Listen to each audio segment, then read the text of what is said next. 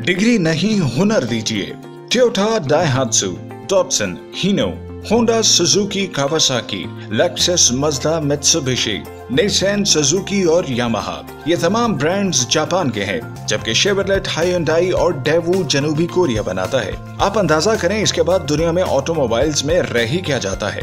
IT और electronics market का हाल ये है कि सोनी से लेकर कैनन कैमरे तक सब कुछ जापान के पास से आता है। एलजी और सैमसंग जनूबी कोरिया सप्लाई करता है। 2014 में सैमसंग का रेवेन्यू $305 बिलियन था। एसर लैपटॉप ताइवान बनाकर भेजता है, जबकि वियतनाम जैसा मुल्क भी वियतनाम हेलीकॉप्टर्स कॉर्पोरेशन के नाम से अपने हेलीकॉप्टर्स और जहाज बना रहा है। महज हवा, धूप और पानी रखने वाला सिंगापुर सारी दुनिया की आंखों को खीरा कर रहा है।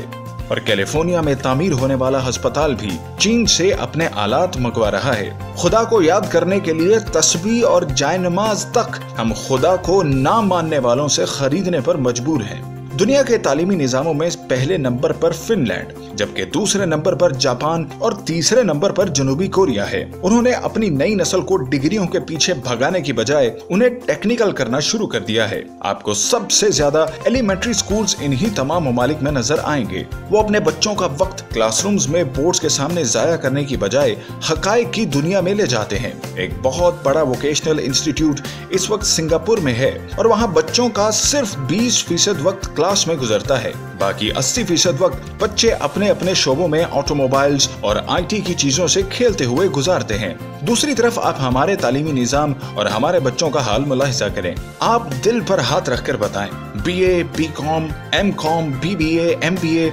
इंजीनियरिंग के सैकड़ों शोबाजात में से बेतहाशा डिग्रियां लेकर और इसके अलावा 4-4 साल तक क्लासरूम्स में जीपी के लिए खार होते हुए लड़के और लड़कियां कौन सा तीर मार रहे हैं। अब यकीन करें, हम सिर्फ धरती पर डिग्री शुदा इंसानों के बोझ में इजाफा कर रहे हैं। ये तमाम डिग्री शुदा नौजवान मुल्क को $1 तक की प्रोडक्ट देने के काबिल नहीं है। उनकी सारी तगोदो और डिग्री का हासिल महज एक मासूम सी नौकरी है और बस। हम इस कदर विजनरी हैं कि हम लैपटॉप स्कीम पर हर साल 200 अरब रुपए खर्च कर रहे हैं, लेकिन लैपटॉप की इंडस्ट्री लगाने को तैयार नहीं है। आप हमारे विजनरीपन का अंदाजा इस बात से लगाएं कि पूरी कौम सीपैक के इंतजार में सिर्फ इसलिए है कि हमें चाइना से गवादर तक जाते हुए 2000 किलोमीटर के रास्तों पर ढाबे के होटल और पेंचर की दुकानें खोलने का मौका मिल जाएगा और हम टूल टैक्स ले लेकर बिल गेट्स बन जाएंगे। ऊपर से लेकर नीचे तक हर कोई टेक्नोलॉजी ट्रांसफर करवाने में दिलचस्पी नहीं रखता। आप फिलिपाइन ही की मिसाल ले लें।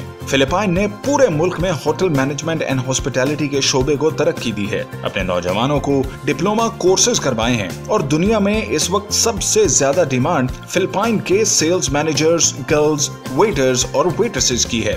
हत्ता कि हमारे दुश्मन मुल्क भारत तक इन तमाम शोबों में बहुत आगे जा चुका है।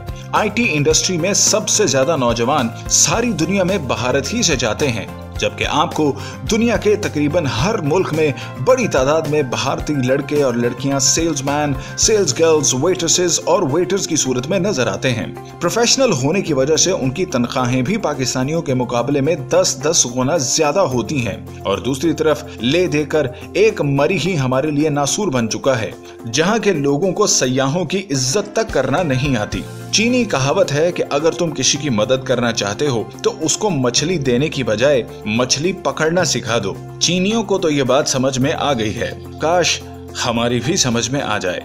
हजरत अली ने फरमाया था कि हुनरमंद आदमी कभी भूखा नहीं रहता। खुदारा मुल्क में डिग्री ज़्यादा लोगों की तादाद बढ़ाने की बजाय हुनरमंद अफराद पैदा कीजिए।